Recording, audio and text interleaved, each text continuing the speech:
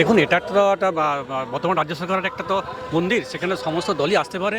আমি মনে করি আসুক, তিনি ভালো তো জিনিস তো এটা চাই তো, তার মানে একটা রাজ্যের একটা নতুন প্রকল্প, নতুন মন্দির, ধর্মীয় স্থান একটা সে পরিণত হচ্ছে, একটা পর্যটন কেন্দ্র, ধর্মীয় জায়গা হচ্ছে, সবাই আসুক না, সব বিরোধী তো নেতাই তো আসা উচিত ছিল আমার মতে বলে। শুভেন্দু অধিকারও এখানে আসা উচিত ছিল না। এটা দিলীপ ঘোষের জল্পনা বলতে পারবো না, এটা পলিটিক্যাল ব্যাপার, এটা আমাদের বলার মতো নেই, হতেই পারে সেটা, কিন্তু আসেছে ভালো, এটুকু ভালো। আমাদের এই দীঘাতে এতদিন শুধু পর্যটন ছিল, এখন এটা তীর্থক্ষেত্র হয়েছে এবং বাংলার একটা নতুন তীর্থক্ষেত্রে আশা করা যায় পর্যটনের ঢল নামবে। আমরা অযোধ্যায় গিয়েছিলাম, অযোধ্যায় সারা ভারতের লোক যাচ্ছিল, এখন এখানে আমাদের এই বাংলায় নতুন করে এই যে শ্রীক্ষেত্র, এই দীঘাতে জগন্নাথ ধামের উদ্বোধন হওয়াতে আজকে দ্বার উদ্ঘাটন হয়েছে, খুব সুন্দর হয়েছে।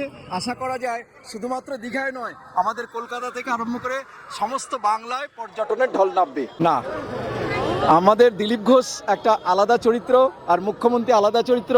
এখানে ধর্মীয়ভাবে উনি এসছেন, এখানে কোনো পলিটিক্সের কোনো জায়গা নেই, এখানে সবাই সমান।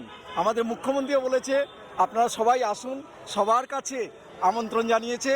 এখানে কোনো রাজনৈতিক ভেদাভেদ না করে সবাই ধর্মীয়ভাবে আপনারা আসুন এবং পর্যটনের প্রসার হোক, এটাই আমরা চাই, বাংলার উন্নতি হোক।